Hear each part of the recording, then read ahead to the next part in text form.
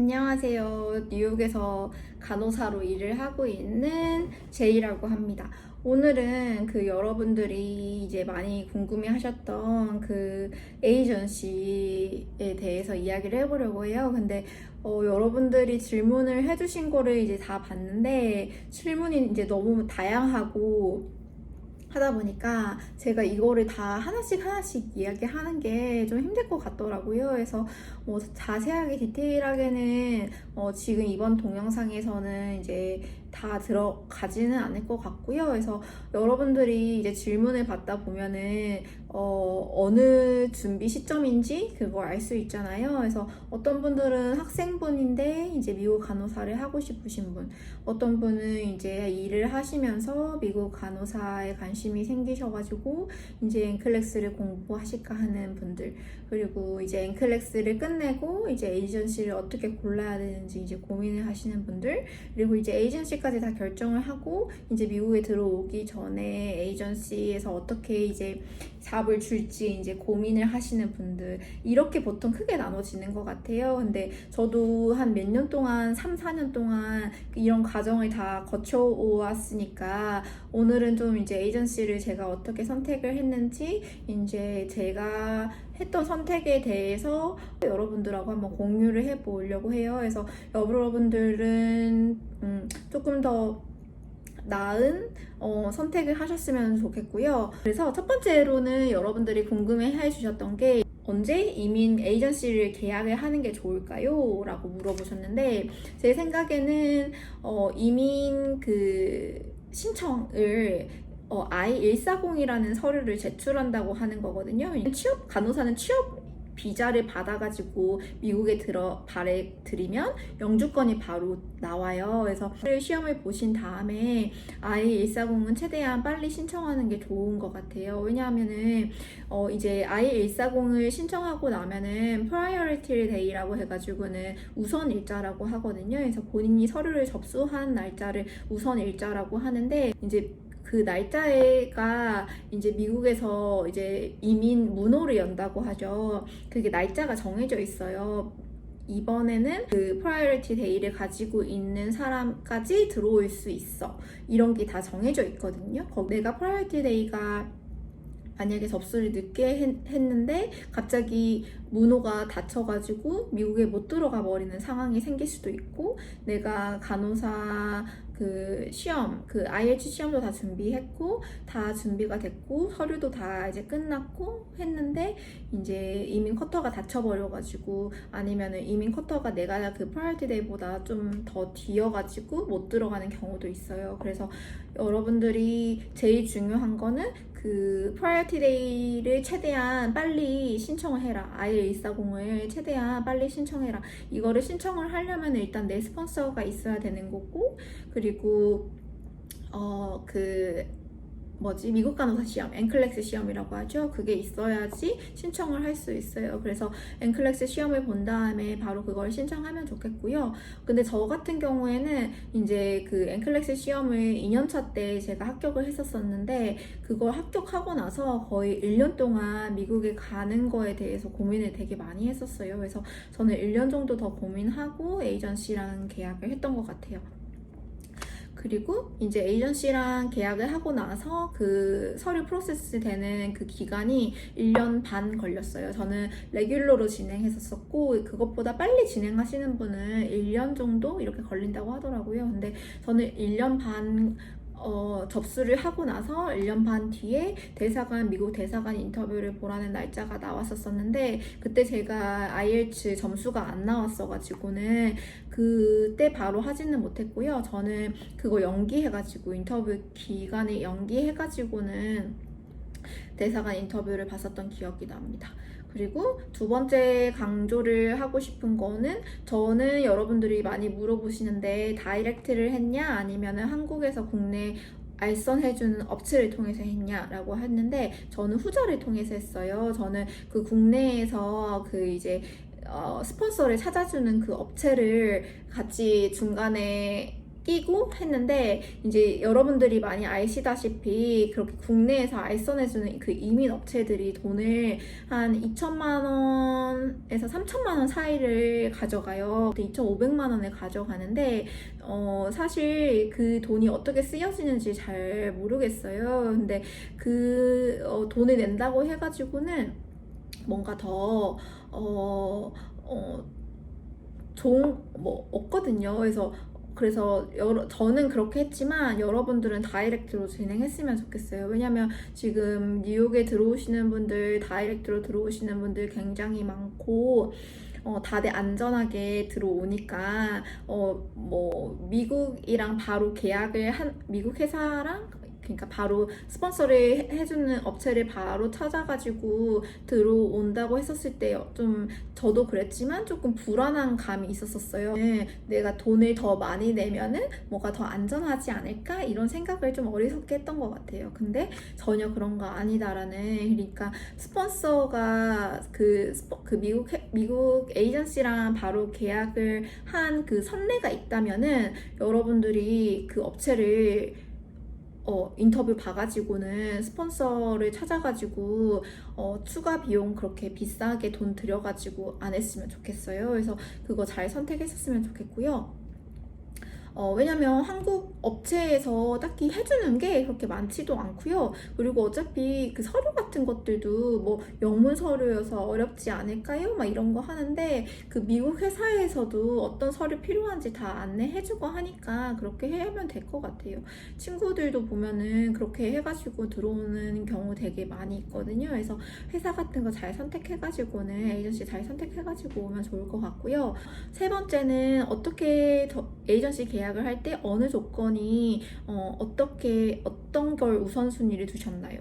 저는 첫 번째로 제일 중요했던 게 계약 기간이 짧은 게 제일 중요하다고 생각했어요. 그래서 이제 그 업체 에이전시마다 다른데 어떤 데는 1년을 요구하는 데도 있고 어떤 데는 뭐 2년을 요구하는 데도 있고, 일단은 저는 에이전시에서 그 아월리 레이트가 그렇게 높지가 않아요. 에이전시 하는 기간 동안에는. 그러니까 그 기간을 최대한 짧게 하는 게 좋을 것 같은데, 다이렉트로 하는 그 회사들 중에서 이제 계약 기간이 긴데, 우리는 집도 한두 달 무료로 해줄 거고, 그리고 뭐 비행기도 제공해 줄 거고, 이런 데가 있더라고요. 그래서 이제 그런 경우에는 좀 계약 기간이 좀 길어질 수 있어요. 근데 계약 기간이 길어진다는 게 조삼모사인 것 같아요. 그러니까 이만큼 베네핏은 있지만 내가 계약의 기간 동안 더 일을 해야 된다는 거잖아요. 근데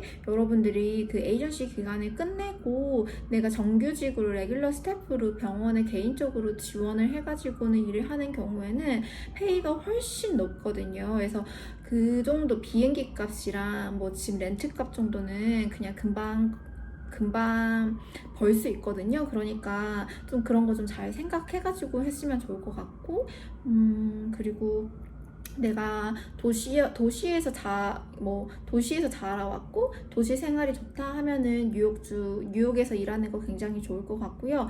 아니다, 나는 뭐 자연이 좋다 뭐 이렇게 한다 하면은 저기 뭐 텍사스도 많이 없더라고요. 그래서 텍사스 쪽이나 뭐 이런 데 가시는 것 같아요.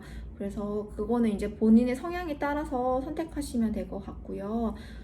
그리고 제일 좀 이야기해드리고 싶은 게, 그 에이전시를 계약을 할 때 우리 에이전시에는 이런 병원을 보내 라고 이야기를 하거든요.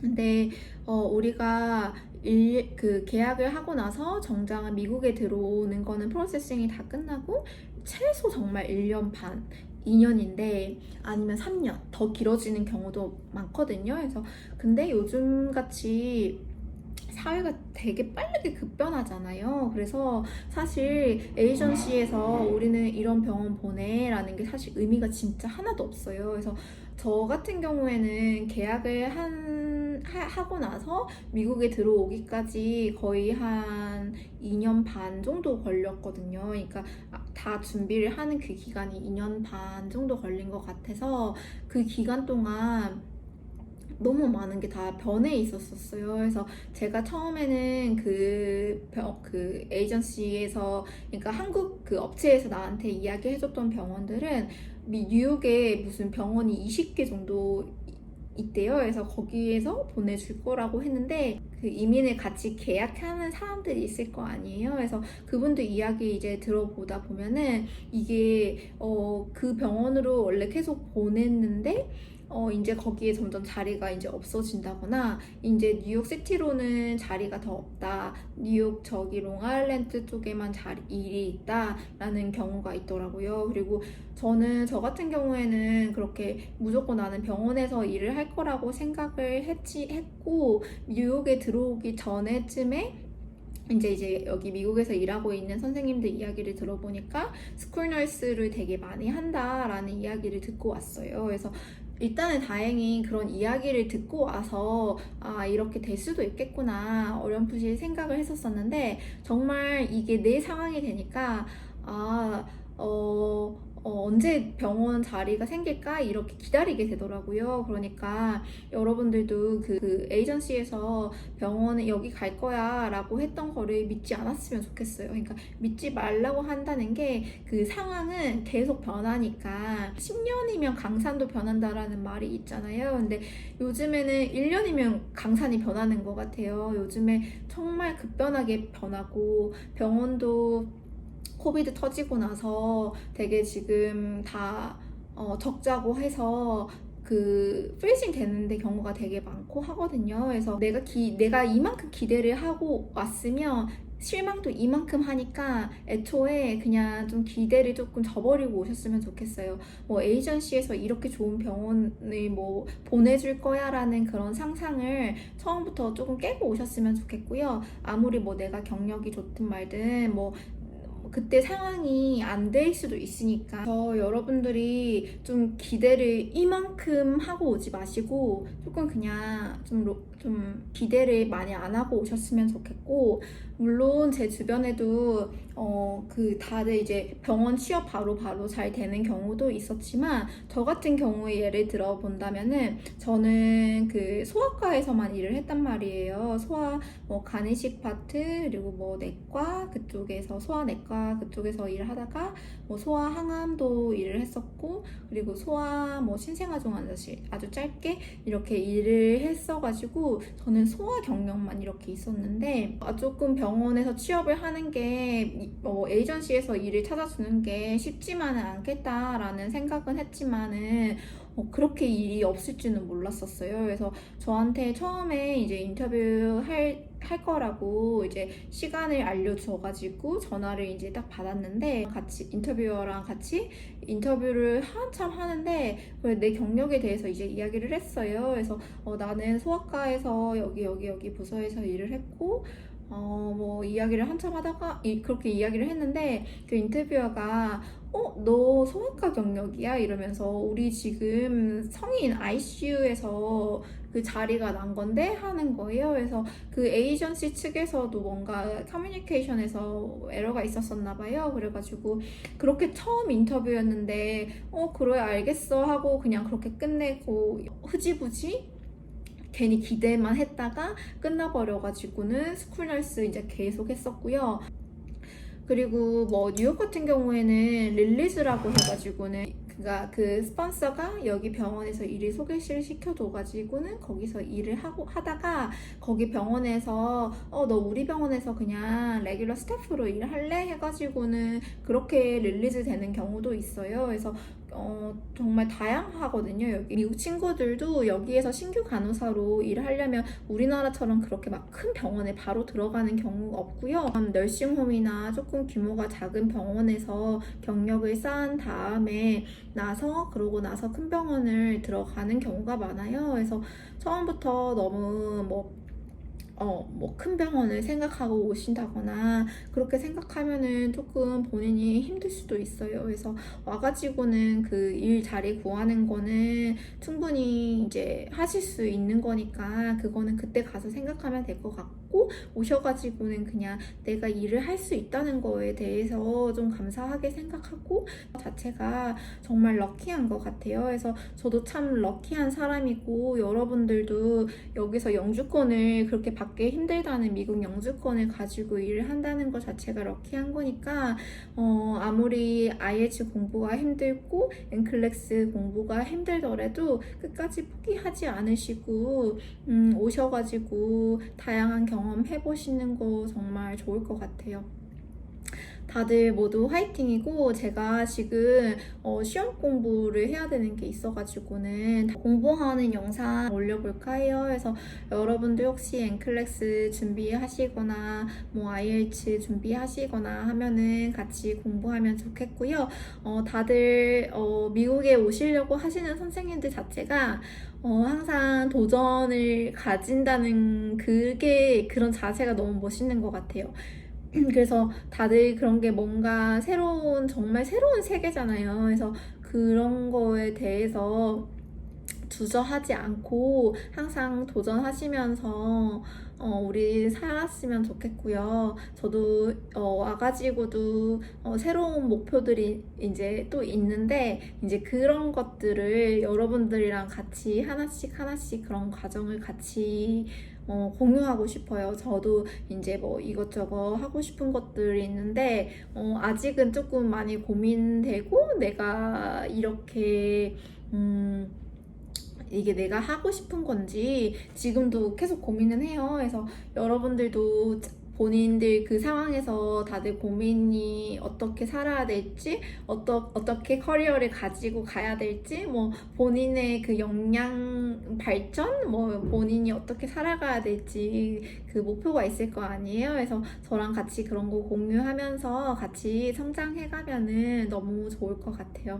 오늘도 제 채널 오셔가지고 영상 봐주시는 것도 감사드리고, 제 짧은 생각이지만 그냥 이렇게 생각하는 사람도 있다라고 생각하시면 될 것 같아요. 그래서 도움 되셨으면 좋겠고, 도움 되셨다면 좋아요, 구독하기, 그리고 알림 설정까지 해주고 가면은 정말 감사하겠습니다.